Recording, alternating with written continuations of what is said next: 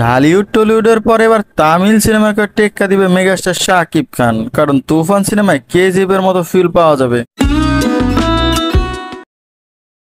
একটু মেহেরবানি কবুল করো আমার কুরবানি।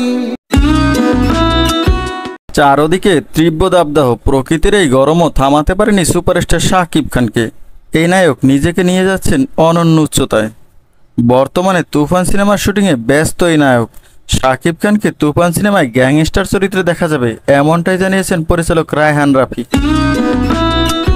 ঢালিউড টলিউডের পর এবার তামিল সিনেমাকে টেক্কা দিবে মেগাস্টার শাকিব খান, কারণ তুফান সিনেমায় কেজিএফ এর মতো ফিল পাওয়া যাবে।